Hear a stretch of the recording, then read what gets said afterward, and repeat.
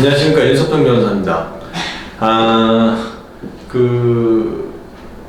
제가 사법연수원 시절에 중앙지방법원에서 법률 상담 봉사를 한 적이 있었는데,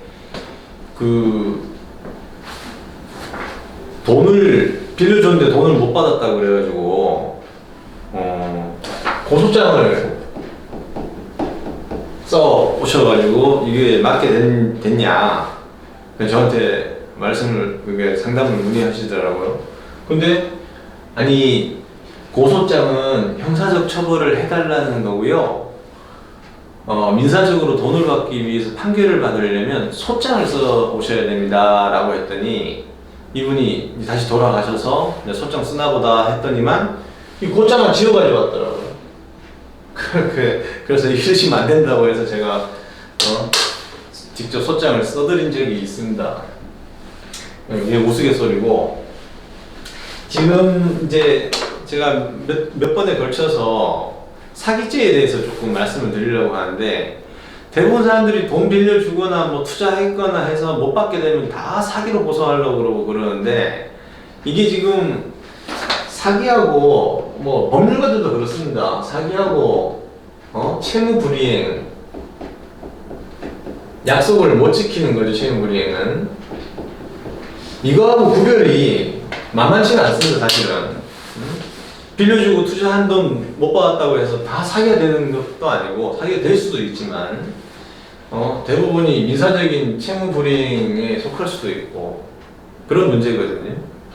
그래서 뭐 사기로 고소해놓으면 돈 주겠지 라고 해서, 민사적으로는 돈을 받기 위해서는 민사상 뭐 대여금 반환 청구 소송이나 투자금 또는 약정금 반환 청구 소송 이런 것들을 해야 되는 거고, 사기는 고소를 하면 이거를 사기죄로 형사처벌해달라는 거거든요. 그래서 구별하셔야 됩니다. 돈 받기 위해서 사기 고소하는 게 아닙니다. 근데 다만 사기 고소 해놓고 하면 돈 주겠지, 합의하겠지 뭐 이런 생각으로 덜렁 사기 고소를 하면, 물론 사기죄가 되는 경우에야 수사가 진행되겠지만, 그렇지 않은 경우에는 이건 민사를 해결하시오 이렇게 담당 수사관들이나 이렇게 하는 경우들 왕왕 있거든요. 그럼 공무원이 불친절하다고 얘기하고 이런 경우도 많습니다. 그래서 사기죄하고 채무불이행을 구별해야 되는데, 구별 기준은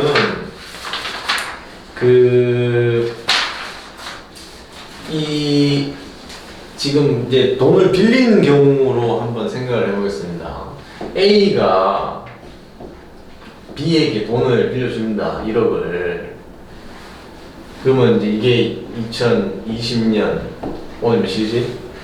2월 19일이라고 합시다. 1억 원을 빌려줘요.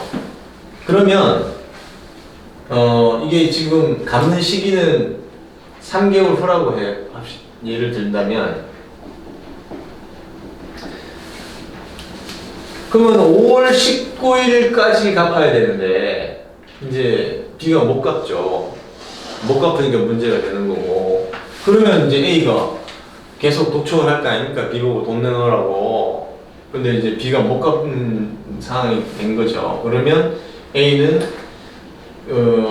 이 대여금 반환 청구 소송은 민사적으로 당연히 할 수 있는 거고, 사기로 고소를 합니다. 사기 고소. 자, 그러면 이제 이 돈 빌리는 행위가 사기가 되느냐 안 되느냐 판단해야 되는데, 사기죄는 변제 의사하고 변제 능력, 또는 이걸 지급 의사, 지급 능력이라고도 하는데, 이 둘 중에 하나만 결여되어 있어도 사기죄는 성립합니다. 근데 나쁜 놈의 사기꾼들은 변제 의사는 다 있다고 얘기해요. 나 갚을 생각이 있었다, 지급할 의사가 있었다 라고 얘기합니다. 그럼 내심의 의사니까 뭐 증명이 안 되는. 그래서 보통 실무에서는 돈 빌릴 당시, 행위 당시 2020년 2월 19일 요 당시에 B가 이 1억 원에 대해서 변제할 수 있는 능력이 있었느냐, 그런 객관적인 사정으로 변제 의사가 있냐 없냐까지 판단하는 겁니다. 그래서 대법원에서 얘기하는 거는 피고인이 이제 이 B가 차용 당시 변제할 의사와 능력이 있었다면 사기죄는 성립하지 않고 단순히 민사상 채무 불이행이다. 그러면 변제 능력은 어떻게 평가하느냐?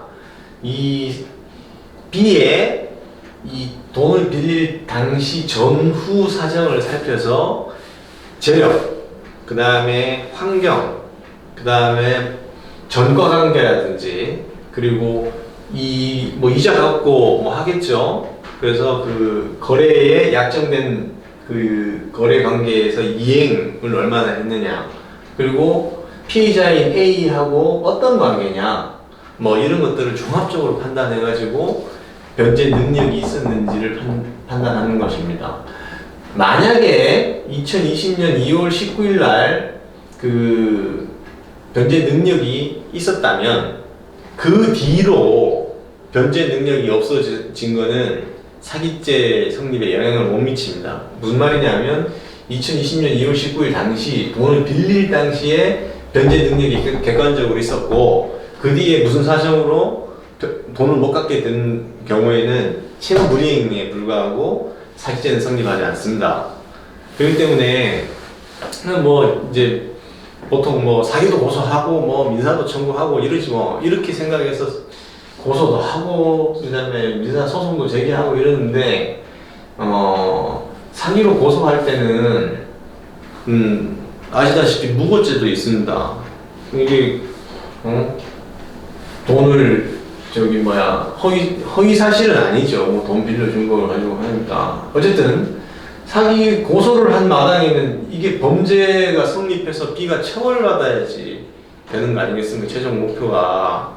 그런데 나무제비로 사기로 고소하고 민사소송 제기해야 될 문제인데 그렇게 하는 경우는 좀 낭비입니다. 그래서 사기죄하고 채무 불이행은 먼저 행위 당시에 어떠했는지, B의 자력이 어떠했느냐 이거를 기준으로 해서 판단해 보시고 사기죄로 고소할지 여부를 검토해 보시는 게 바람직하다 하겠습니다.